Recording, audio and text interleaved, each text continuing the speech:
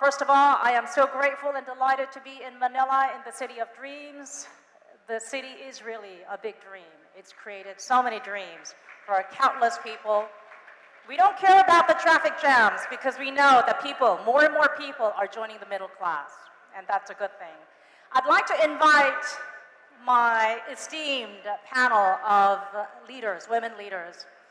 They have phenomenal stories and amazing personal journeys of struggles and triumphs. And I would like to call them up one by one. Please give them a whole round of applause. Ms. Teresita Sy-Coson, ASEAN BOC Council Member and Vice Chair of SM Investments.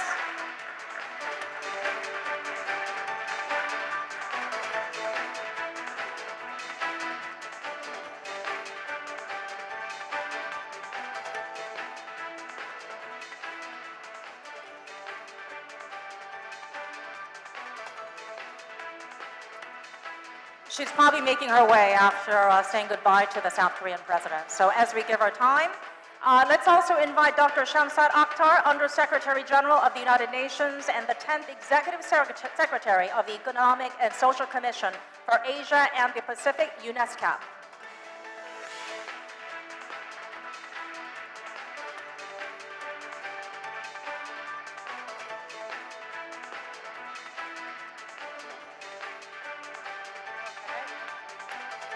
And Datuk Hafsah Hashim, Chief Executive Officer of SME Corporation, Malaysia.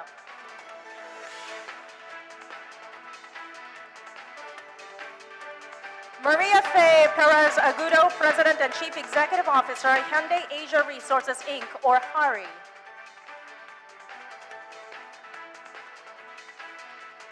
And Sirina Sisombat-Hervy, Managing Director of Sinouk Coffee. She's also the ASEAN Business Award winner for 2017 as Woman Entrepreneur. Let's not forget that ASEAN, with its third largest economic labor force, there is so much to gain. As ASEAN celebrates its middle-age milestone of 50, can we be a little bit level-headed about the situation? How do the statistics stack up? Worldwide, 55% of women are working formally. In ASEAN, the numbers are a little bit patchy. In Vietnam, only 30% of women are working formally. The key word here is formally. In Singapore, more than 90% are working, but the common denominator in all of these economies is that women earn less. A new report by the World Economic Forum says that this gender gap, this gender disparity, has widened for the first time in more than a decade, and it's going to take 100 years to close that gap. This is something to think about. 100 years to close the gap. Why is this the case? What can we do?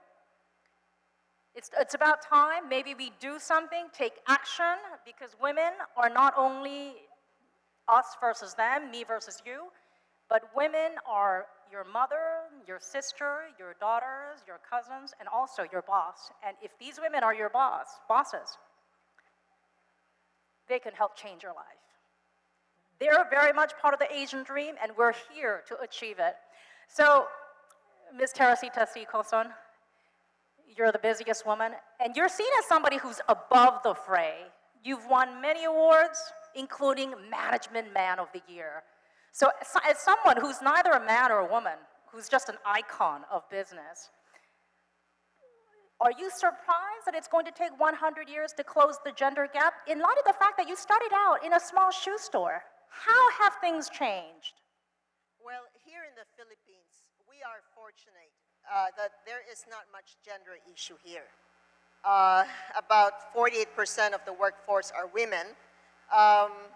There has been a study that the wages are lesser with the women as against the men, but that's because when the woman has a child, then they are expected to take care of the kids and tend the family. We're just fortunate, and if there's something that perhaps maybe other countries would like to emulate us, it is to have parity in terms of gender in workplace and in businesses. And Dr. Akhtar, you've been working to promote gender equality, trying to get people out of poverty for the past couple of decades. How do the trends stack up in ASEAN? Because at the end of the day, bridging that gender gap is very much part of achieving your Sustainable Development Goal agenda in 2030. Well, the story varies a lot across Asia and the Pacific region. But if you look at ASEAN, there's a lot of learning, as has been pointed out. Today, ASEAN is front runner in the region.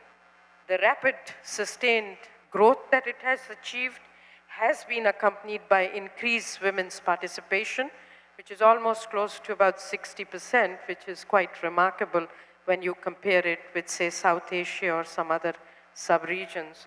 Also, standing out in this context is the role of the women entrepreneurs in this region. It's outstanding, in my view, relative to other sub-regions.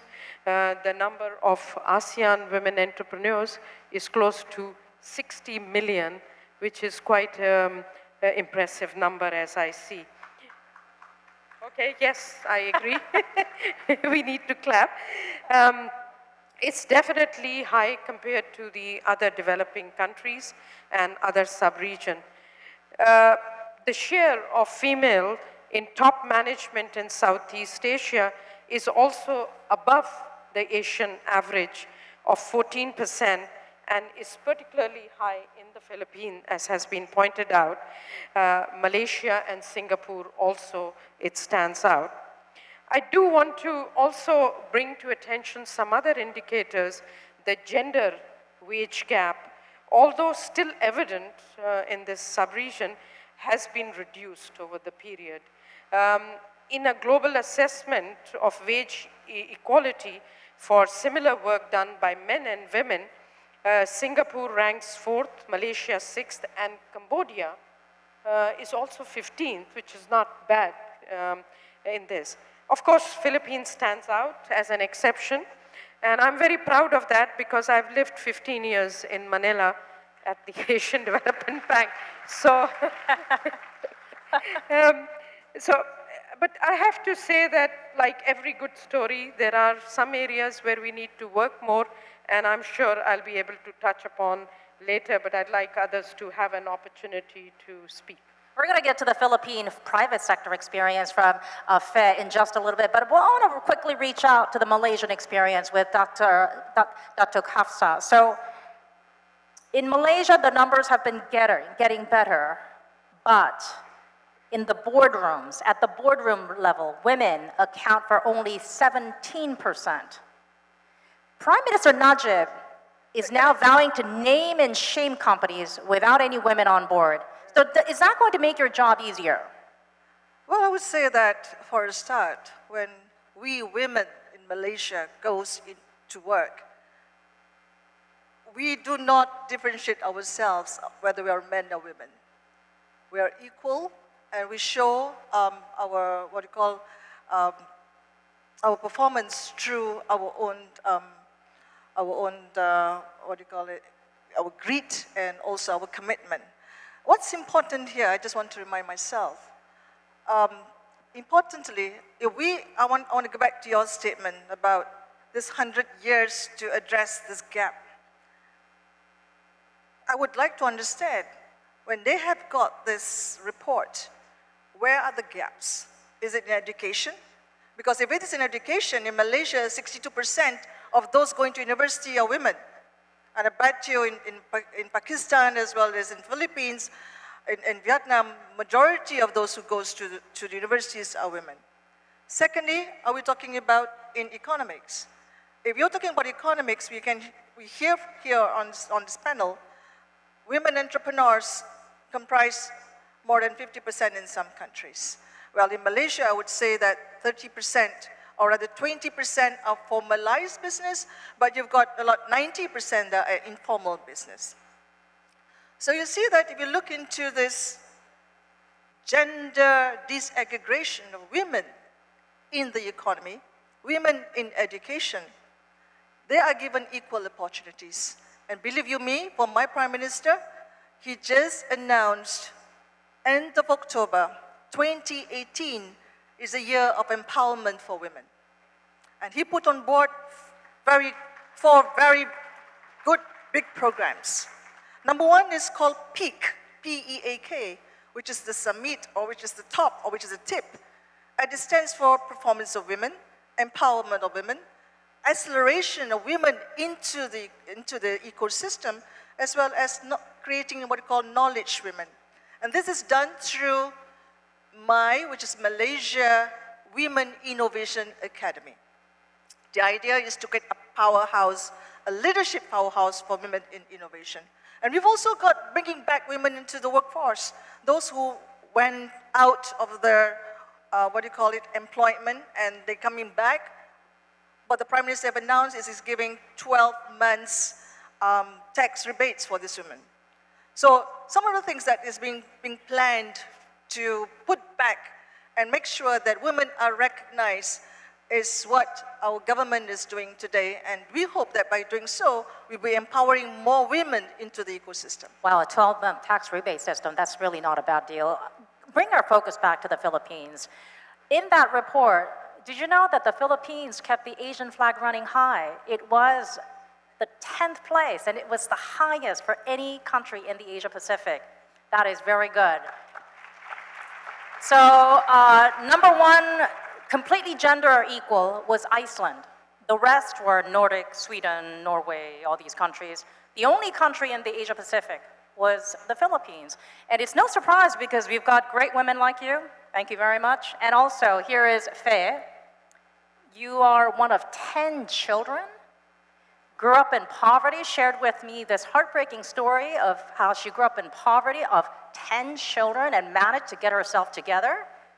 And also, you happen to bulldoze into a male-dominated industry that was suffering, an underdog, written off by competitors and buyers alike. And today, here you are among the top 3. Do you feel that you've had to work doubly, triply hard to really get yourself in there? Tell us about your experience in light of this gender disparity gap that we're hearing about. First of all, if you work doubly hard or triple hard, the number one thing that women should be working on is education. Because education is the number one lever and the penetrating strategy for women to lead and succeed in a perceived dominated men industries. For a woman to lead and succeed, you must be knowledgeable, and number two, I teach you, you must have COP. You must have competence, attitude, and packaging. So, the challenge is to reframe the social expectations and attitudes towards women leaders and women and shatter these perceived perceptions or perceived wrong perceptions. I was listening to Hillary Clinton when she said that women are the largest untapped reservoir in the world. I belong to that reservoir of women. And women, of course, outside the Philippines still have a long way to go in terms of gender equality.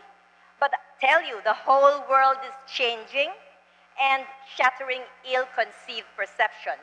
So let me get straight to the point of how I survived in this industry, because way back in 2001, that was 17 years ago, in a meeting with probably 10 or 12 executives of Hyundai. Korean men, they only have one question. They looked at me at the other side, and they were here from management, sales, service, and parts operations, said, "You are a woman. What do you know about cars?" I wanted to walk out, or I wanted to feel dwarfed, but I said, "Can you treat me as a co-equal, even just for 30 seconds? And without blinking, I said, "You are a Korean. What do you know about the Philippine market?" That's game-changing for women. And then, when I came back home, the port of Manila was not open for Hyundai cars, so I cannot bring in the cars. Said, "Why? There's no space." Said, find the nearest port. And they told me Port of Batangas in 2001, but Port of Batangas is notorious for drugs and smuggling. Huh? Do you want to be identified with it? I had my nightmare that night because I have to ship about 10 units in 2001. Early morning, I told my driver, bring me to the port of Batangas. And what a wonderful sight I saw. I saw the other part of my beautiful country and I said, this is life. This is where the cars should be coming in. And so I said, let's roll out the first commercial batch of Hyundai. And I want to talk to the Honorable Governor of, at that time it was Honorable Mandanas, and I said, please help me. Let's collaborate. I want to use your port, but please, we want to show the world that your port is not for drugs and not for smuggling. And true enough, after 1 year, the rest of the industry players used the port of Batangas. That's called trailblazing, ladies and gentlemen. Okay. Whenever we have troubles, we'll make sure to call you so that we can battle the gangsters. We'll take that note, okay? Now, going to another strong lady, Sirina, the winner of the ASEAN Woman Business Leader, right? Entrepreneur of the Year Award recipient. So you handed over, you are taking over Sinouk Coffee, which was founded by your father in the mid-1990s, a pioneer of the coffee industry who revived a tradition that was lost from the French in the early 20th century. Do you think that as a young business leader, you are doing things differently compared to your father? Yes, of course. So I just started the business a few years ago, just 3 years, only 3 years. So I'm still in an early stage, I would say, still learning from my father, learning from the industry, but already I feel that I can do great things because I have a woman touch, of course, and also because I have experienced something else before joining the family business. So I'm able to provide some additional value to this company and hopefully take it to the ASEAN level. The way I'm doing things differently, I would say, is on the human resource side. Of course, since the beginning of the company, my father has been recruiting people, people are working, etc. But I'm adding one more dimension, taking into account the evolution of our company within, of our employees, sorry, within the company, listening to them, to their aspirations, what they want to become, and how they can help us grow in the company, and how we can help them grow in the company as well.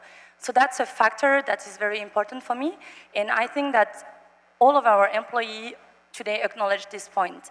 And actually we have a very high retention rates actually in the company. The second thing I'm doing differently is, again, my women touch, I would say, is opening our activities to a wider market.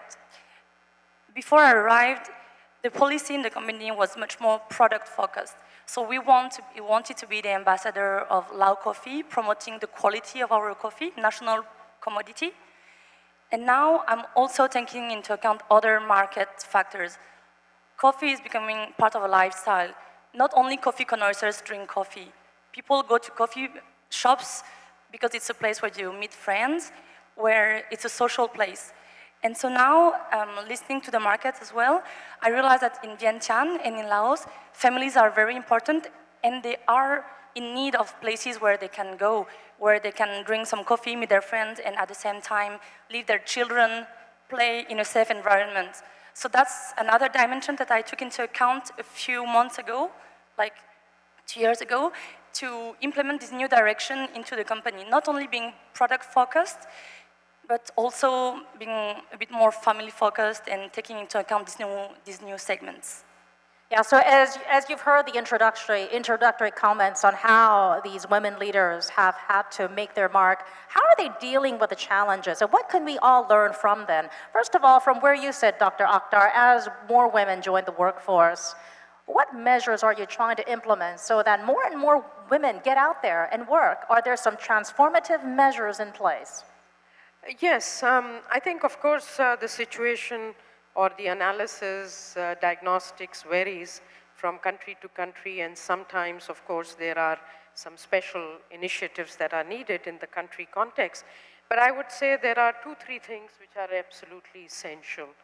The first is, of course, that there is this massive new and unfolding wave of ICT-centric innovations that is going on. So if we are talking about how to transform the involvement of women and how to transform businesses, it's important that we equip these regions more effectively in this context. According to some estimates, such innovations could boost ASEAN's GDP also from anywhere from 220 billion to about 700 billion or so. So it has added benefits. But of course, this means that we have to go beyond addressing the question of the equal or unequal access to ICT technologies to actually developing policy frameworks that realize the potential of women as innovators. So you have to twist these things more effectively. Of course, we do know that underpinned by the ASEAN integrated economic community, we also have the traditional sectors reconfiguring themselves into ICT-driven integrated ecosystems. Of course, this requires much more hand-holding of getting women integrated in this process of a new ecosystem, because it doesn't automatically come through.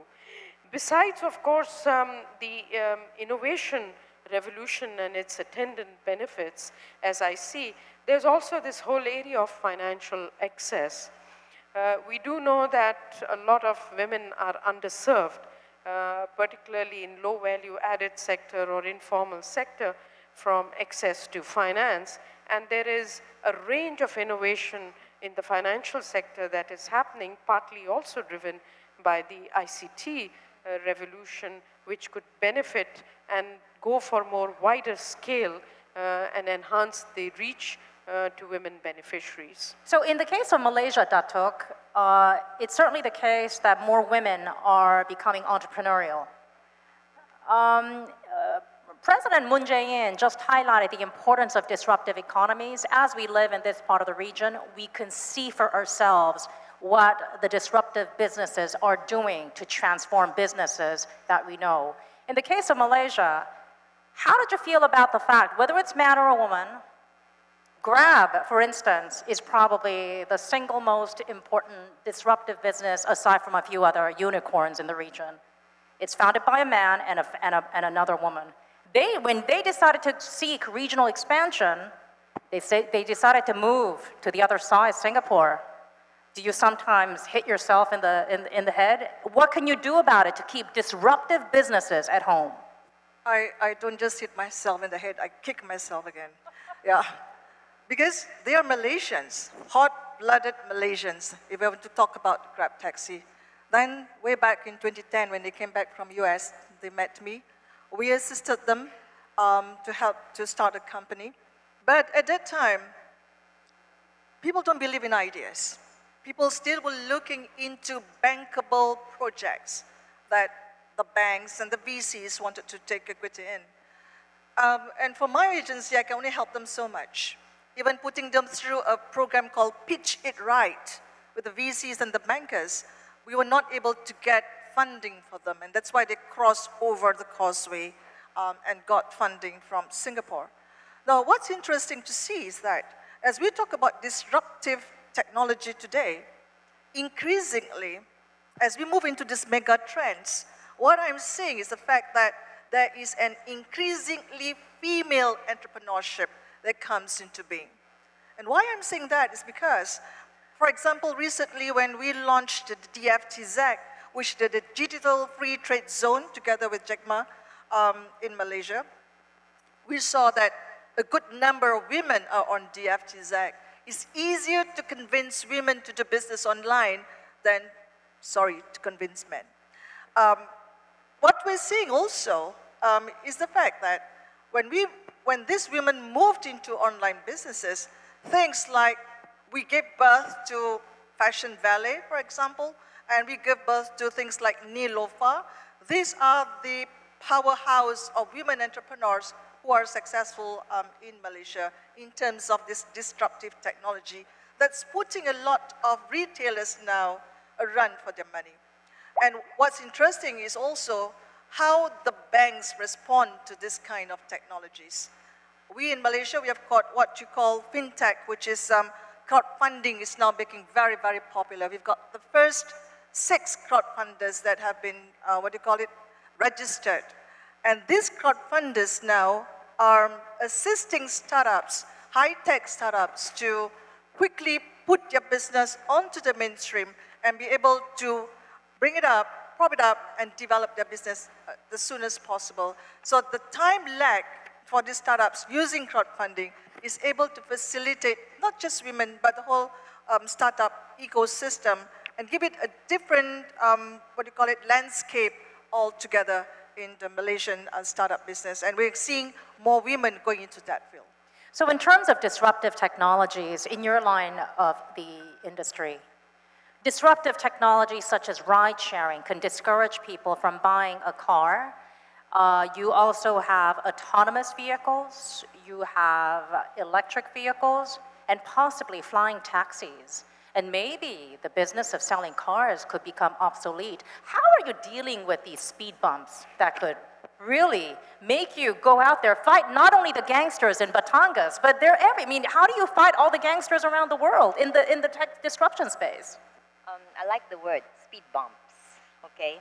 The auto industry, like many industries, is now on the edge of significant change because there's a perfect storm of technological influences such as big data and analytics, with cloud computing, the socialization of business through mobile devices, and most importantly, what we call the IoT, or the Internet of Things.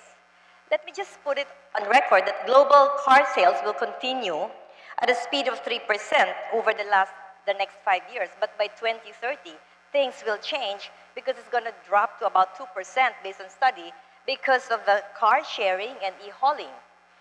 In the Philippines, we would likely maintain this double-digit growth, but by 2030, we have to rethink also ourselves. No?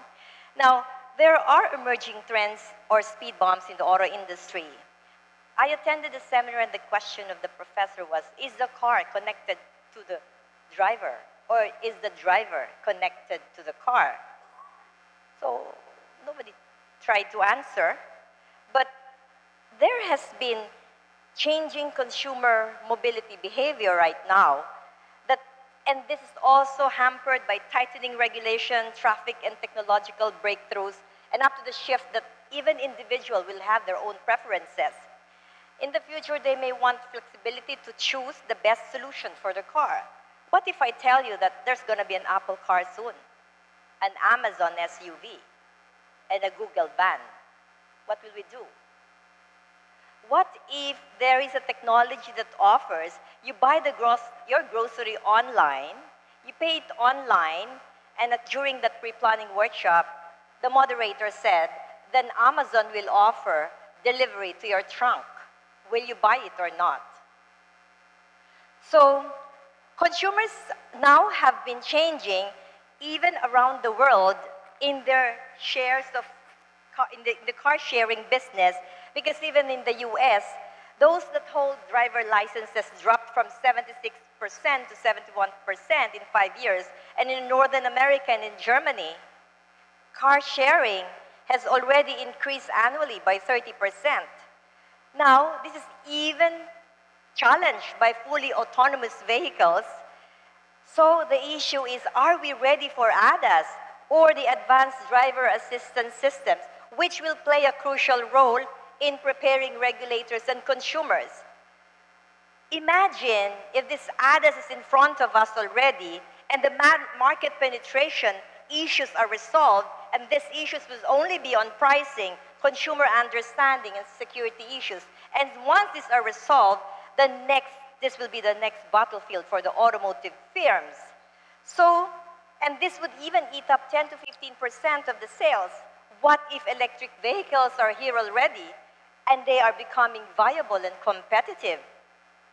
If we address stricter emission regulations, low battery costs, there will be availability of charging infrastructures by 2030. Again, the landscape will change. This could even eat up 30 to 50% of car sales. But of course, the Philippines will be delayed again because of the lack of infrastructure for this. But this is again an opportunity for us. But ride sharing is here, my friends. And this is an emerging auto industry. Will you buy a car, or will you just go Uber? Or grab an Uber? See? So, the question is, these are already in front of us, and while the country still enjoy unit sales, there could be demand for vehicles that use the so-called TNVS or the Transport Network Vehicle Services units, no? So there could be a paradigm shift in mobility services along with new entrants. And this is more apparent with the increasing number of millennials. Remember, in the Philippines, we will have 35 million millennials by 2020, and there will be 385 million in Asia, living in Asia, and this is a big market for us, and this is already what they want. So the traditional automotive players will be challenged by this, and likely to lead, this will lead to shifting market positions in the evolving mobility industries, and this would even lead to further consolidation of the industry players. This is my take on these speed bumps. May happen, may not happen. It's going to happen, I just don't know when. And I just also want to bring Sirina into the conversation. The coffee industry may not be disrupted as much as the automobile industry from digital disruption, but you now have so many new local players and chains trying to take market share, and everybody trying to grow their own coffee all over Southeast Asia. Laos is a boutique player, producing only about 45,000 metric tons versus the world number 2, world number 3 giants, Vietnam and Indonesia. How do you intend to battle, so many battles out there in light of the fact that you're seeking expansion, but it's becoming an increasingly crowded place, even though Starbucks has yet to serve coffee in Laos? Yeah, you're right, Chloe. So competition is really, really increasing in Laos in the coffee industry. And talking about digital disruption, it is true, it has not impacted the coffee industry as much as the travel or banking and insurance industry, but still, it gives room for new and disruptive business models that can be applied in the coffee industry. Unfortunately, to apply these new business models, you have the right environment set up, right? So when we talk about disruptive technologies, we want to use the digital, we want to use e-commerce facilities. It can open doors to new market for us, for instance. But for that, let's be honest, so we have to have a very mature market in terms of internet, access to e-commerce banking system as well. This is not the case yet, but we're going into this direction in Laos. Currently, the private sector is pushing very hard with the government and the Chamber of Commerce and whoever is willing to listen to us to show that as long as the e-commerce infrastructure, the banking system, and also the logistic facilities are not implemented in the right way, we are at a blocking point, coffee industry or not, meaning that we are blocked to our domestic market and the direct neighbors market, Thailand, Vietnam, for instance. And if we want to reach wider markets, we need to make use of this digital disruption, but for that, we need to have the framework. And luckily, if I want to speak for the women in Laos too, I came to meet a few women in this industry, and we are all very motivated to build something in this area. I also have a background in digital. Some other young female went abroad and studied about all this. They're seeing how it's happening in the US, in Korea, in Asia, and they want to make the same thing in Laos. We're just blocked by the infrastructure, but this is something that will happen very soon if we manage to get all together. Yes, and Ms. Teresita Sy-Coson, you can probably write a book on crisis management and having dealt with the challenges in life because you've been through so many. As the world becomes more disruptive, does the management style or does your approach to strategy need to change? Because first of all, when you were setting up your first mall, you were facing a volatile economic and political backdrop with the Marcos regime that collapsed, the economy was in shambles. Benigno Aquino got assassinated, and yet you didn't go bankrupt. You continue to sail through. How do you approach that? Does the strategy need to change in the digital economy? We were trained, I mean, we siblings were trained by our dad to really be contrarians. And I think that he built the shopping center during the economic crisis time. And when we first opened, there were only just about 8 tenants. And we have to beg some of them to come in. Some of them, of course, were friends and they come in. But after a while, it started us into the mall businesses. After that, you know, it was, we just go on and on and on. Now, and right now we have about 60-something malls. I know that some people were nervous for us because of the digital advancement. Well, you see, all of us are social beings, and we will always have to meet somewhere. And I hope that you do meet in our malls. So we will make our malls entertaining.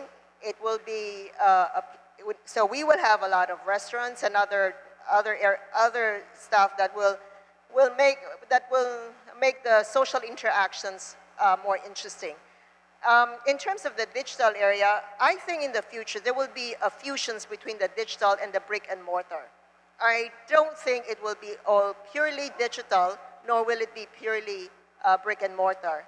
And so with that merge, I think that is where we are going to be. So we're going to have an exciting future. Indeed, and even as the future continues to evolve for us, I think crisis management is a critical piece of puzzle for business leaders. And probably our panelists here went through far more than many of us in light of the fact that they've worked their butt off to get to where they are. When it comes to crisis management, Dr. Akhtar, you were the first central bank governor in Pakistan. You won numerous accolades for taming and spiraling inflation, instilling financial discipline, but in the face of an ineffective government, you were forced to negotiate a loan from the International Monetary Fund in the final year in 2008. That sucks. When in hindsight, what did you take away from that experience? And what advice can you give to all of our members of the audience and also everyone here? Okay, you've clearly studied my history very well. I think one thing is quite clear. If you were to appoint women as governors of central bank, we would probably have more financial and macroeconomic stability is my, but getting into a little in the story, I think the issue is that when you are, as a woman, involved in any businesses, as we have heard, or even in a public sector organization, the key thing that one has to understand is that you are not there because you think you are a woman or you're getting any special treatment, but to operate as a normal executive with the real skills that you have. And I think once you are able to illustrate your skill and competence, then you are able to also stabilize the markets quite a bit. Now, we had a rocky road period because there were 3 governments that changed during, that were instituted and got changed during my 3-year term in the central banking industry. And of course, it was a period when we had the opposition leader who came into country and she was assassinated. So we had a massive exchange rate depreciation because of the market pressure, and the streets were burning as a result of some orchestrated attack on the businesses in the country. So you have to really remain calm within those very odd periods. But of course, you have to, the key thing is to be able to work with policymakers, because central banks have the hand on the pulse of the economy. And central banks have to really be effectively counseling the governments to have fiscal house in order. Because without fiscal monetary effective management, you're not going to be able to run either of the things, and the economy could go for a ride if you don't have that monetary fiscal coordination. So my biggest challenge was to actually be able to speak to my policy makers within the country to have much more effective macroeconomic policy coordination and to remove Turn on your mic. Okay. The monetary policy, the fiscal subservience of the monetary policy. It's a bit technical, but this is a very difficult job. The second is to be very friendly to the industry, but keep an arm's length relationship, because in an environment where you're operating, you have to really go from weak regulatory frameworks to very strong regulatory frameworks, but those regulatory frameworks will not work if you don't have enforcement.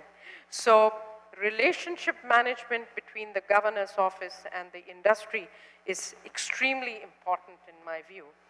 And I think in that context, being a woman, in my environment, it was an added advantage because I was able to say, well, I can't go around. So that helped me in maintaining an arm's length distance, but I was also able to tour every corner of Pakistan, to be able to show the face and to talk about interest rates, because you talked about the IMF, and of course, with what was happening to the currency and what was happening to the prices, inflation went up to 25–30%. So I had to do a lot of explaining to public why interest rates have jacked up, because people always look at nominal interest rates, and these business ladies would know the difference between nominal and real interest rates. So there was a lot of education that I had to do with the businesses. And last point that I'd like to mention is we're talking about women entrepreneurs here and women economic empowerment. This was a big mission for me, because when I entered into the central bank, my first question, being from a development financing institution, being at the World Bank and the Asian Development Bank, my first question was, how much of financial inclusion do we do? It turned out in the formal sector at that time, it was barely 500,000 for a population of 180 million. So to me, this was pathetic.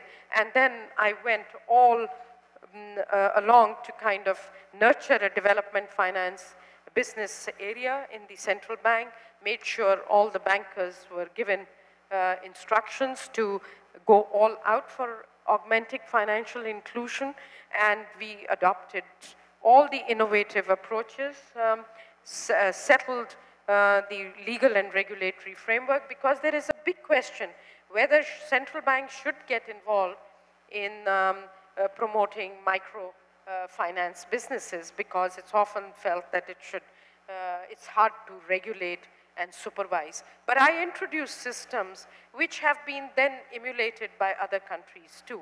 I'm going to stop here because there are several aspects to that career period that I had. The 3 years were like 30 years. I'm sure, and thank you so much for sharing that incredible experience. So this is where policy regulation and coordination becomes really important. Datuk, in your case, as the longest running CEO of SME Corporation, wielding huge influence over 98.5% of SMEs, in fact, SMEs number 98.5% of companies in Malaysia. How are you trying to level the playing field, given that the AEC can actually trigger any companies, disruptive or not, to jump ship, as in the case of Grab?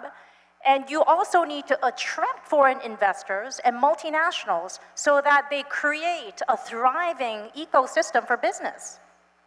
It wasn't easy. 13 years ago, when I first was appointed as the CEO, there was no data. When you don't have data, you can't plan. When you can't plan, you can't manage. So the first things that we did was we had a census. I wanted to know how many SME population are there in Malaysia. So that was the first time in 2004 when we worked together with Department of Statistics and Central Bank, wanting to know the whole entire ecosystem of businesses establishments. Only then are we able to plan and to manage where the SMEs are, what are they doing, where they are, and how do we now manage them to overcome the challenges that we have. Now, interestingly, what we're seeing is the fact that, and I believe you me, it's not just peculiar to Malaysia, but it is also happening all across ASEAN countries, I believe. The challenges for the SMEs are the same. It's the depth of these challenges are different. All SMEs, all business establishments in particular, they are faced with the challenge of access to finance, access to technology, access to information, access to market, and not to mention access to skills as well as human resource. So when we went down and had a look at all these issues, only were we able to plan and see that our programs fit into overcoming those challenges. Next thing that happens is that we need to have a master plan. How do we chart the direction for our SMEs until 2020?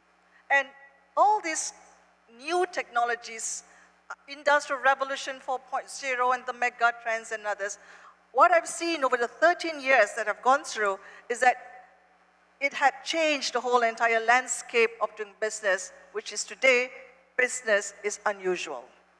It's no longer the brick and mortar game plan that we had 10, 15 years ago. And what we have got to do is, even the bankers, you've got to deal with them differently. We're looking now into bankable ideas. We're not looking into things that, forgive me, Governor, not looking into collaterals and deposits. We're looking into things that are something that can change the whole entire landscape. This week, what I'm having is that back in Malaysia, we are hosting, together with Huawei, for example, the hackathon. And this hackathon, we theme it as What the Heck? And it's called Crazy Ideas, but Big Change. We want to see the next Uber. We want to see the next Airbnb, because these local enterprises in Malaysia, in Philippines, wherever they are, they're going to be the next big companies, the next global enterprise. And Sirina, you are trying to build the next big coffee chain in Southeast Asia and beyond. Sinouk Coffee had to rebuild after the big coffee price crash of 2001. Today, you have different challenges. As a younger entrepreneur, a woman entrepreneur, you're trying to make your mark, but you're up against a big battle, which is the volume game. You've got a lot of people trying to compete with economies of scale. How are you trying to reconcile that dilemma? Well, actually, so I think it's also getting back to what everyone's saying about the digital industry, trying to get some disruptive business model and everything. I think now our focus is really betting on our people. Our people, meaning the young, the women. We are encouraging and supporting them into getting access to higher education as they are working with us too. So I want to say a concrete example, meaning that when we interview some young people, we see that they can have some potential with us and that they can help us grow our business. They are very interested in the coffee industry. They see how our brand is growing and they want to be involved in this. On the other side, some of them have weaknesses and they tell us that, but that's what we like to. By weaknesses, I mean that they say that they are motivated to join the company because they need to work. They are very honest, you know, they are at this level. And we take that because they are young, they are motivated, and we want to accept them in our company. And really, we're talking about capacity building, right? Build high capacity in our company in order to have all the human capital in our company and being able to be outstanding market players in the coffee industry. So we are supporting these people. This is our motto. Currently, one of the example I like to mention is that we are supporting women who want to get access to higher education as they are working with us, meaning that during the day they can work with us, and after work they continue to go to school, whichever they like, and we support that. It's a kind of scholarship or light MBA program, if you like, during 1 to 2 years, depending on the discipline that they would like to learn. And we are encouraging that because they are still working with us, but they continue to learn and use their learning to help us improve our company thinking. And we only use local talent for that. And so hopefully, I mean, besides from the market, growing the market and innovating on the products and promoting Lao coffee, we also hope to have the relevant and the skilled resources to help us grow and build our brand in ASEAN markets. Yeah, and in terms of crisis management, I think, Teresita, Sy-Coson, you probably had it the worst or the best. You probably had in crisis management. About a decade ago, you led a series of acquisitions that turned SM Investments into the top Philippine conglomerate that it is today. But at the same time, you were battling an inner struggle. You lost your husband to an illness. From a leadership perspective, what advice, what did you take away from that experience? Because on a day-to-day basis, people in leadership positions are trying to fight gazillion battles, but something always strikes you in a very hard way. And I remember after reading your family story, your history, it must have been such a tough time, and here you are today, still standing, still shining, still representing Philippine Inc. No, anyway, after any crisis, life must go on. And I have 3 kids, so life has to go on for them. So I just continue working. And at this time, since I have a lot of time for myself, so I just focus in business. And I guess if you spend more time in the business and you work hard, I guess you somehow will be rewarded somehow. I mean, somewhere. So I guess it's, but no, crisis will always come. But it's a matter of how you look at life. And I mean, it has been some time ago. Right now, the main focus are my family, whether my parents, my siblings, or my kids, and also the family. I mean, also the business, and the people who have been working with us. I guess it's a whole teamwork at this point. So it's not my own work alone. It's everybody working toward a certain target.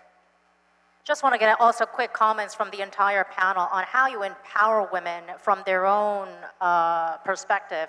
So in your case, Faye, you jumped into an industry completely dominated by men, excuse me, and you managed to really make something out of yourself. What advice would you have for men or women who might be facing a similar situation, jumping into an industry that they might be gender challenged, and yet the odds seem totally stacked up against them in terms of the distribution network, in terms of the sales revenues that you were looking at initially? How can people change their life, and what would you want to tell them? Just very quickly, just about a minute, everybody. Okay, so when we talk about how I love crisis, because when there is crisis, it means business is good. Okay?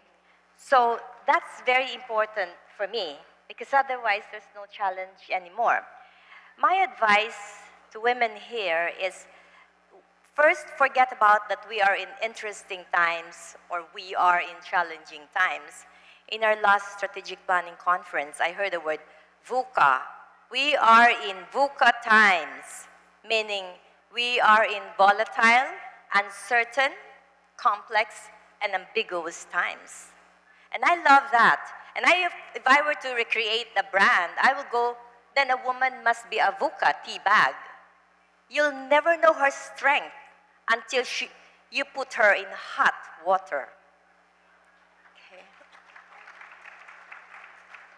And then, can I ask the gentleman here, do you believe in the power of your mother?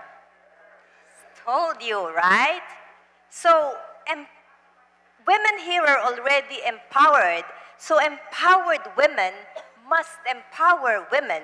And those of us, non-women, you continue to inspire us so we can become more empowered. And I tell you, because I take the mother as the center, because that's what GDP does not measure. If you put care in the labor market, they pay you. But then I realized, but what about my mother who has not received a single paycheck in her life? Is it because she just finished grade 6? I said, no, because there is no such thing as care at home is equal to X dollar. So when care at home is not measured by GDP, it will just show that really the value of women is so different and is immeasurable. So to all of you here, the final takeaway is that for me, empowerment is no longer a buzzword. It must not be a buzzword. I think we just look for balance of power, because I believe that there is no gender inequality. Thank you. And Dr. Akhtar, would really appreciate it if you could speak from your heart how you want to empower women in Pakistan. Their realities are so distant from yours, because Pakistan is considered one of the most dangerous places to live for women, and a lot of them face child or forced marriage, domestic violence, and even honor killings. What would you tell your fellow countrywomen in terms of how they can change their lives?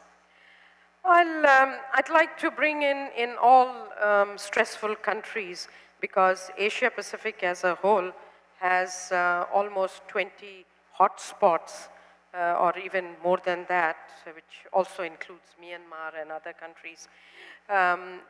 It is important that we push these countries towards what United Nations has been able to adopt, and it's called 2030 Sustainable Development Agenda. For all of those who may not have heard about it, it's something looking at having direct intervention to support and uplift women, but you also have to clean up the environment because it impacts women more badly, and you have to also make sure they are educated, they have high quality health. So it's an integrated agenda in that context. This agenda was adopted in 2015, and it is not only the Sustainable Development Goals, but it includes how do you produce the means of implementation to implement this agenda. And by that, you mean, really, do you have the right statistics on women? Where are they located? What are the disadvantages they face? And then, are you providing financing? So gender budgeting is very important within that context. To conclude, recently Secretary General, who is a relatively new Secretary General, has actually set up a panel for economic empowerment of some very accomplished panelists, and hopefully with their work we should be able to get the word out more substantially on economic empowerment.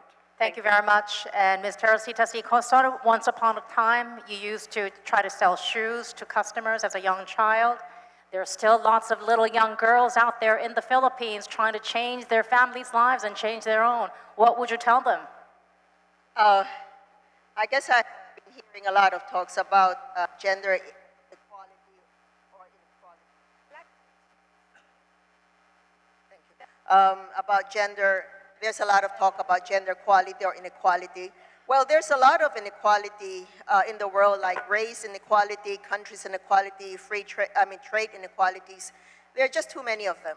As far as women are concerned, my thoughts are just focus on what you want to do. Forget about inequality. Just determine what you want to do, focus on that. And if you see all my co-panelists, they all have a lot of knowledge. And you know, what is important is the knowledge, the hard work, and the determinations for you to reach the goal. So forget about the inequality issue. Of course, the government is can also help in terms of health, financial access, or even in peace and security, like ending violence against women, because that will give them more confidence and to do their work in order to contribute in the public sectors, as well as in the private sectors, you know, they can give them the confidence to contribute to the society. Other than that, we just focus on our work. You know, the world is made of men and women, and that differences are the ones that make things more interesting, because we approach the solutions from different angle. So I think we just focus on our work, and it doesn't matter whether there's inequality in your environment. And Datuk, once upon a time, you were also starting out in the civil sector. And what would you advise a lot of women in Malaysia who are looking up to you? I remind myself that, as I said, in the education sector, 62% of graduates are women. And then these women are intelligent. They've got the right skills, they've got the right knowledge. And I remind myself what Michelle Obama said. You educate a child, you educate a girl, you actually develop a nation. So I would say, go for education, bring them to get the right skill sets, the right knowledge, because with the right knowledge, with the right skill sets, you can match any man. Thank you. And also Sirina, as a young woman entrepreneur, trying to get a Laotian brand onto the international stage, you are in a unique position to hire people and empower their lives. How do you want to use your clout and status? Okay, so let me reuse 3 words that Teresa was using. So you have to have competencies, determination, and hard work. And I would add one more, which is confidence. If you show confidence, you trust yourself, other people will trust you as well. So this is something that I have experienced myself, that I can see amongst the people that I hire, of course. And I think that if you find the right people who can trust in your project, it will open doors for a lot of things. For that, I know that it's not easy. And for me, one of the prerequisites will be to set up enabling environment where women feel comfortable sharing their stories, weaknesses, project with other women, and get some feedback and see if they're alone or not, if the idea is eventually marketable or not, at a small scale or larger scale. I think that will really help to open doors to these women who don't feel confident enough, who underestimate themselves and think that they are not able to do these things because they have not graduated or because they are just following their husband in some country. Well, I know a lot of women like this, and I just want to say that if we manage to build some environment of trust and supportive, stimulating, enabling, we might be surprised to see that many women entrepreneurs and even mom entrepreneurs, mother wanted to raise some project, will come with some great ideas that some men eventually would not have thought about. I mean, relating to families, business, babies, just to cite a few examples. Ladies and gentlemen, thank you. Yes, thank you so much. Ladies and gentlemen, our panel, our Power Women panel, and thank you so much. Thank you.